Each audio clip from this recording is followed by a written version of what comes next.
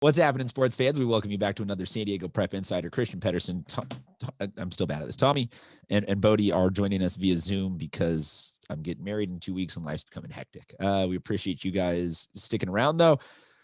It's a little late in the week to do necessarily a recap of last week. We've covered enough of it for game balls and whatnot, but do always want to plug that Bodie is here on behalf of Scorebook Live, and Scorebook Live is the official digital content provider of the entire state, but we care about Bodie specifically and our section. And Bodie does do a fresh top 10, all sorts of cool football stuff. Bodie, do you want to give us your top 10 or like a nugget from the week that teases people on what they can maybe go check out at Scorebook Live? Yeah, not a ton of movement in the top 10 this week. The top, 4 and 5 flipped. Madison was a team that moved in at number 8 for me this week. So that was kind of the only movement there. And then I actually covered some girls volleyball this week. So some players to watch. So you can go check that out as that season's heating up there. So where'd you go for girls volleyball? I haven't been to a game yet. Just started with players to watch. We'll get out some game coverage here shortly. Just started with players to watch. Well, you know what? That ties in perfectly. We had La Costa Canyon girls volleyball in studio earlier this week. Everyone go check that out. Coach Ryan Meyer's kids on the show. That makes me feel so old. Yeah, definitely should make you feel old specifically out of any of us. And I apologize for that. It's okay. But that was admittedly one of the cooler, hey, you had my kid on the shows to receive, was a completely cross sport, cross school type reference of that. But Tommy, you had also Madison breaking into your top 10. You like to do it 10-1. You want to bang through that real quick for us? Yeah, it's pretty similar because a lot of these teams unfortunately didn't get to play last week. But at 10 it'll be Eastlake after their win against Granite Hills. 9 is Madison. 8 Scripps. 7 Torrey Pines. 6 Helix. 5 Mission Hills. 4 Mater Dei. 3 Lincoln. 2 Cathedral, and number 1 still been there all season. Well, I guess it jumped up after 1 week, but Carlsbad is up there number 1 for me. So I think my only question that I was going to pose to you guys is, Carlsbad goes 10-0, Cathedral goes 9-1. Does Cathedral ever get moved back into that 1 spot? Well, for me, they already have, but that's, in the CIF power rankings, I would think it would probably be enough for Cathedral, but that's obviously, we know how that chart works. So that's more math that I'm going to do at this time. But yeah, I think the more interesting question might be, is Lincoln, if Lincoln were to, let's say Lincoln loses to Cathedral in the regular season finale, is Lincoln at 8-2 able to pass Carlsbad at 10-0? Like I wonder how that would work, how that math would work there, because a 2-loss team passing an undefeated team, that's one that I'm not sure is a great idea, but that's how the math works. So hate math. I love math. Really? Yeah. Big shocker. Dude, that surprises people every time. I'm telling you that gets, I'm not a big reader, but I'm a big math guy. I also want to give, I don't know why it took me this long to notice this. Bodie, is that new, that post in the back? Last couple of weeks. Yeah. Football helmet of every team in the county. Into it. No way. Can you bring that close? Is that possible to get off the wall easily enough to show up close for anybody, or is that kind of let me go grab it. I'll have to figure out how to hook it back on. Oh, did you make that? No, there's a company who does them around the county, and he tagged me in a tweet, and it was like $12, and it's like some high school kid. I'm like, oh, I'll support that. So well, there you go. Some of them are find who did it and let's tweet about it. But yes, some of them are slightly. Oh, can I be super critical of it and just point out the ones that are wrong? While we're filibustering, while Bodie that mean spirited to do to a child. While Bodie potentially destroys his art, I do want to give a shout out to Tommy for getting into Stanford. Tommy, congratulations, man. Thanks. Virtually. And we got our man. All right, so give us give us a little close up on one that you think is a little wonky. No, don't do that to the kid. All right, never mind. That's cool though. They're really accurate. Are any of them already? Cathedral, he used the retro design that they use, and I'm trying to think what was one offhand that I'd seen. Is Sarah still up there? So Sarah would be up there, right? Yeah, where were they? I should be able to find it. So we need to print out a little rattler. Oh, here we go. And paste over it. Well, then you now have the other one was San Pasquale's colors were off to me, so that's Well, the Sarah one, though, is interesting because you now have a vintage item. You have a slightly racist vintage item. Yeah, a lot of them have stayed the same. I know Valhalla in the past used to use the letters across. I don't know how current this is compared to that, but it changes from year to year. Some of these schools now, because everyone wants this hip, fresh new gear. But I do really, really enjoy that. If you remember who tagged you in that, we would love to tweet about that for this. Yeah, I will find that and we'll get them some credit there. All right, guys, let's do a couple of game picks and get people out of here and get them excited for a Friday night. Which I will be real. I am much more interested in the lower divisions this year than I am in the open division race. I feel like the open division race is pretty much a 1.5 team competition, and D's 2 through 5 are very interesting to me this year. And so I've been getting up for some new schools this year, and it feels nice to have some fresh blood. First game I want to talk about is Mission Bay Montgomery. Montgomery misses a couple weeks out the gate. Mission Bay has a great senior quarterback, Clash Orsborn, that I feel like we have talked about now for 16 years. So you just know that they've been giving that guy the absolute trust and faith of letting him figure it out and grow into the position. And it feels like he's now, he's a good senior leader for that team. So let's go around the room. Bodie DeSilva from Scorebook Live. We'll start with you. You going Bucks or Aztecs? Yeah, I'm going to go Mission Bay here. I'm someone that will always trust an experienced quarterback, and Clash has played for so long now, and I especially think with Mission Bay at home that's going to give them the little boost to take it over the top, and their offense seems to really be clicking the last couple of years. So I like a nice little setup at home there. They got a nice little field that was redone the last couple of years. Yep. Yeah, it wasn't too long ago they couldn't play a home game. I think was that 5 years ago when they put that thing into the field. It looks very nice. I'm going to give a shout out to a defensive player on Mission Bay because I know Coach Tate likes the defense. Hatton Wynn with 5 tackles for loss and 2 sacks so far this season. Montgomery, Juan Estrada, I'll talk some defense about them. Another great defensive coordinator over at Montgomery. Juan Estrada has 20 total tackles. I think this is going to be very low scoring. I think somewhere around the realm of a 22-14, 22-15 win for Mission Bay, but it'll be very, very close throughout the whole way. And I do think that Montgomery's game plan here is going to be run as much as possible and burn some of that clock so that Clash does not have the ball in his hands. I think, again, Buccaneers by 1 possession in this one. It will be a very good game, though. We're going to put it on the poll at SD Prep Insider on Twitter, on Instagram. Does Coach Tate like the defense? Yes or hell yes? I think I'm going to be an emphatic yes. Yeah, it's yes or hell yes. Yeah. Man, I want to go with Montgomery here just out of I know they're a really good team. We just haven't seen the sample size to fully know who are their leaders and everything like that. But I'm trying not to play they're still getting in a rhythm just because they had a slow start or anything like that. So I'll give it in a coin toss game to Montgomery. Going then next to Carlsbad versus Mission Hills. Bodie DeSilva from Scorebook Live will be at this game. So Bodie, we will get you with a different one when we come around the horn to you. Tommy Morris, though, let's start with you. This one feels like I was saying, this is a 1.5 team race that is interested. It's Cathedral, and then it's, there's Mission Hills, Lincoln, and Carlsbad all kind of vying for the right to play against. I don't know. What do you make out of this game? I mean, I still have Carlsbad number 1. And for me, this is a big prove it game because Mission Hills, I have it number 5. So if Carlsbad can win this game pretty handily, even people like Bodie might think twice about who goes number 1, who goes number 2. So I like Carlsbad in this one. I like Carlsbad by a few touchdowns. I think it'll be somewhere around the lines of 31. Yeah, I'll call it touchdown half, 31-20, somewhere around there. I do like Carlsbad a lot. I think they have I know he's only a sophomore, one of the best quarterbacks in the county. And now that they've established that kind of tradition of winning, it builds on itself. So I like Carlsbad here. And I think this, again, like I just said, this is a chance for them to make a case for them being number 1. Multiple scores is pretty crazy. That feels like a big one. I want to get Bodie involved in this, but Bodie, I'm gonna 4.5. No, I'm happy to talk about it. I just won't give a pick. Yeah. But I want to say that if they can do a multiple touchdown win, I'm all in on Carlsbad. I said 4.5. But I'm saying like a multiple score, to me, Mission Hills has been playing a lot of low scoring games this year. And if Carlsbad's offense can break through that and put up a pretty big game, I would invest more in my Carlsbad confidence.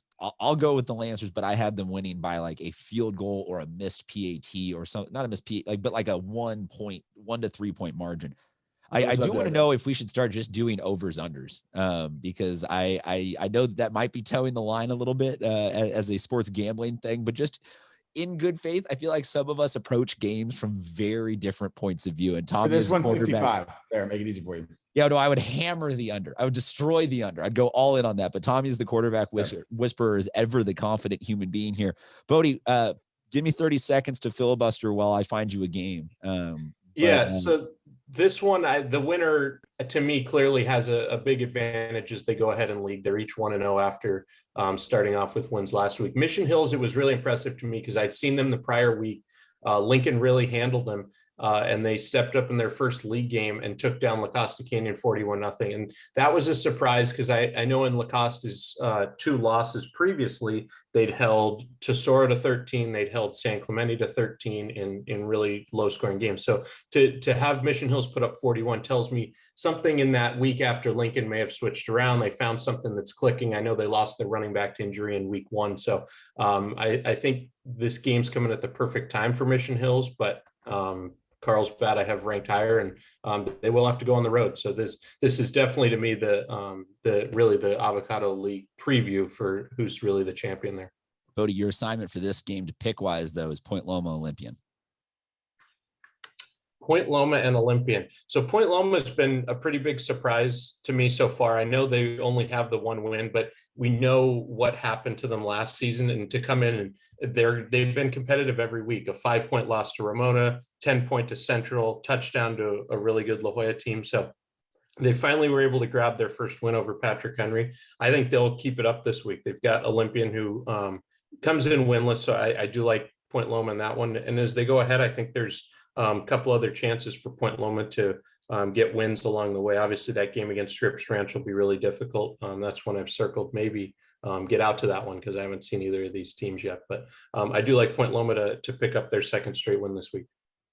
Granite Hills versus Otay Ranch this week. Otay Ranch was a team that got hit by missing a game earlier this year.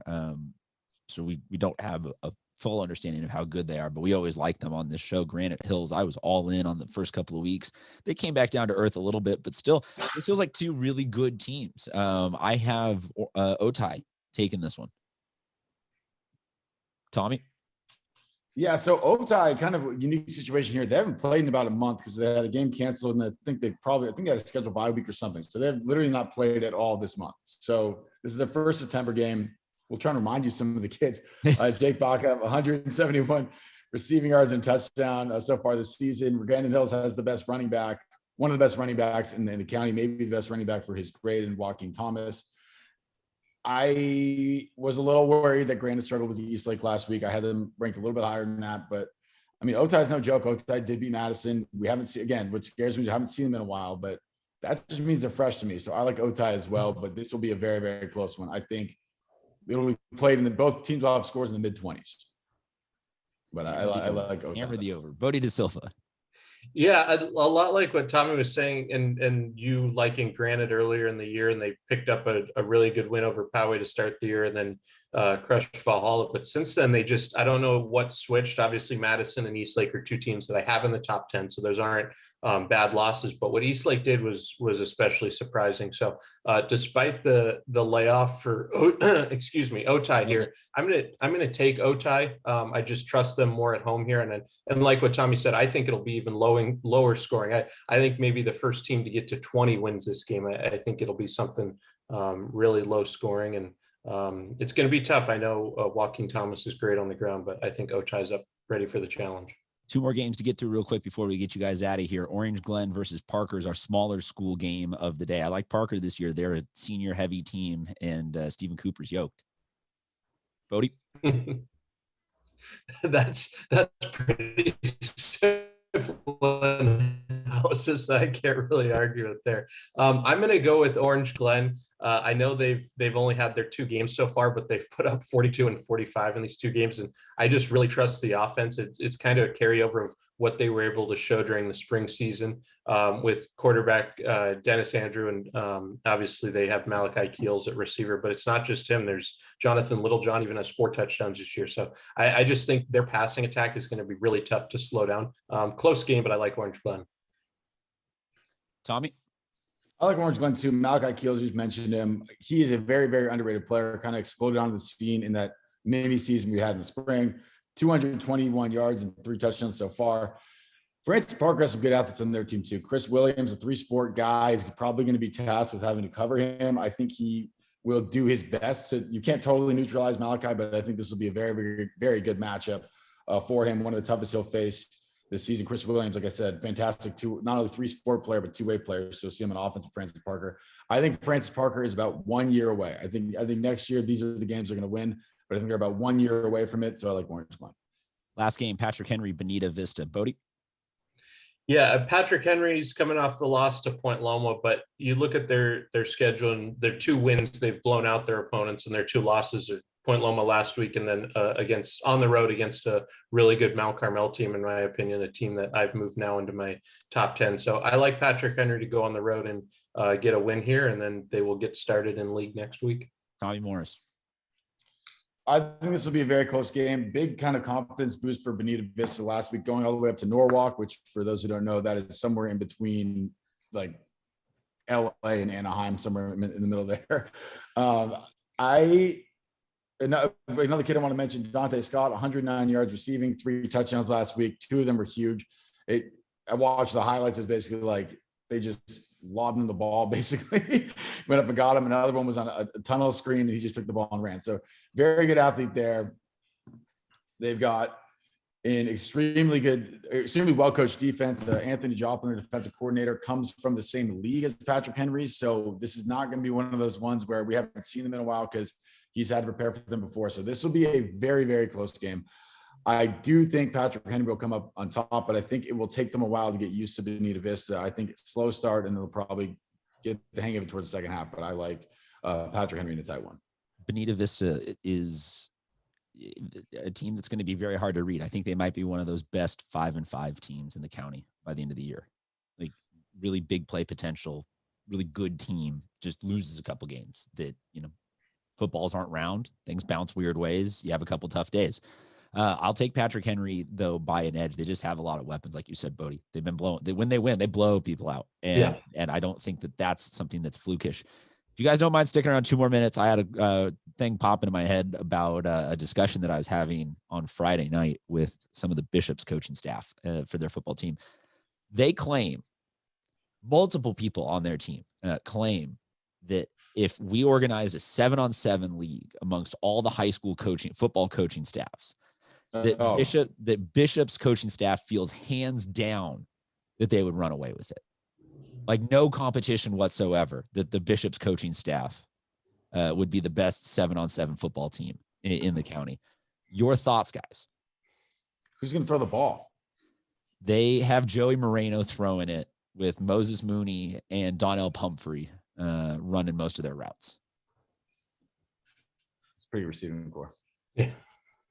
I'm trying to. I need like a list of staffs because I'm trying to think. But I just want to put this out there into the universe, and we can hypothetically discuss this as we post this clip to Twitter and Instagram, and call for some opinion and input. Well, Patrick Henry has an NFL quarterback as their quarterback. He was one of mine. I was curious about Carlsbad with Coach Swain. What kind of gas he has left in the tank. And then past that, I was curious where we go.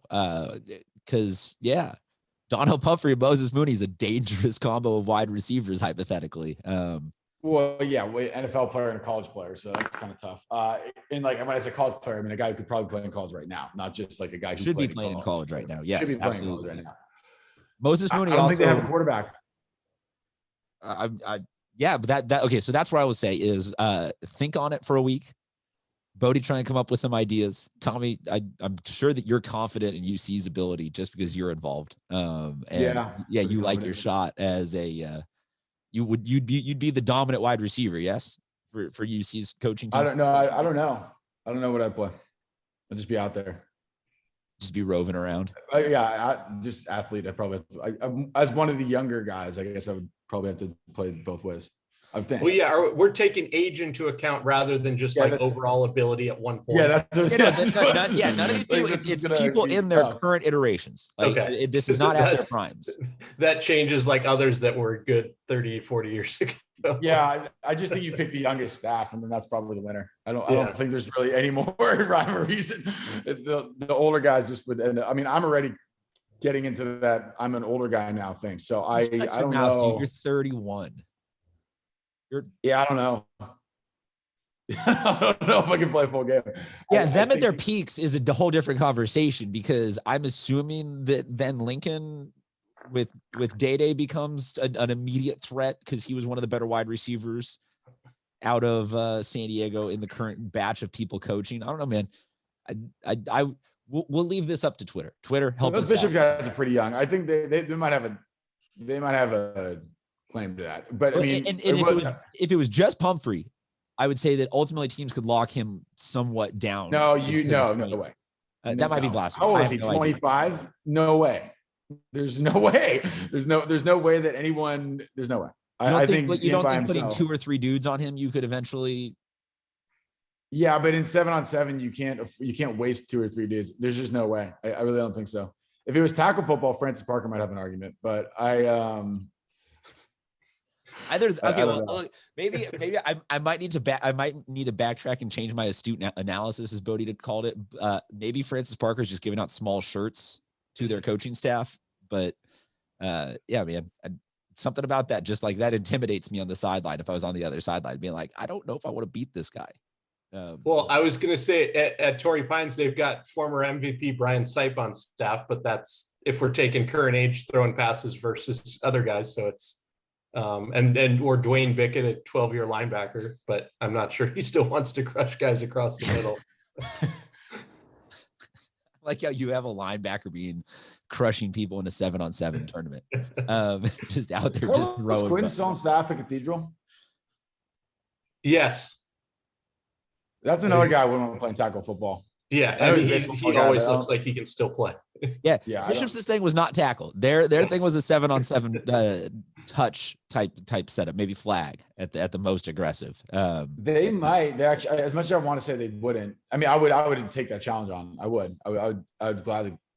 Dude, I'd love to see this tournament happen. Like a one day, just put them in a bracket. That'd be hilarious. That'd be a great day. I swear the average age of their coach is like 25, 26 over there. Well, that was a thing a couple of years ago. They did to raise money for Nick Herman. They got all the basketball staffs together and did a one-day tournament. We will have that conversation come basketball season. I don't know if we could do that come baseball season, because other than Madison, I can't think of many schools that have 9 deep on their coaching staff for the baseball teams. But yeah, you'd have to like combine up in like a league. Yeah, and then that's just not as rivalry-ish and fun. Yeah. At that point, we'll do our baseball show anyway. I miss Dave Ring. All righty, guys. Anything we missed this week? Nah. No. You can follow Tommy at Real Tommy Morris on Twitter. You can try and follow him on Instagram, but he's gone a little bit more private, influencer life. I just wanted to give a quick shout out to the alma mater. Good luck in the search. So congratulations also on becoming a Stanford Cardinal and doubling down on your Pac-12 fandom. Are you retroactively now an Andrew Luck fan? No. No. Well, I had some of the guys I played with in high school walked on at Stanford, so I kind of rooted for him. Dominic Preciabubu's there still. You definitely have to root for him now this season. Best graphic designer in the country, probably. In the country. Love it. Of football players. Is I'll throw that out there. Man, why can't I think of his name? Kid from Parker. Is he still the punter there? Correct. Ryan Sandborn. Yes. I think punting there. Isn't he also the kicker? Punter, kicker, kickoff guy, I believe. Kickoff guy now. Yeah, punter and kickoff guy. Bunch of former show legends on that team right now, low key. Bunch of former show legends. You can follow Bodie at SD Preps is his personal Twitter and Instagram. SB Live CA is the Scorebook Live accounts. Download the Scorebook Live app for all of your score updates. That's where we get all of our scores and all of our games and brackets and everything. So we really appreciate working with them. Please go give them a follow. Support the people that support us and make this all possible. Let us know in the comments about the football teams. Be really curious about what coach and staffs think they can bring the smoke. Talk to you guys next week.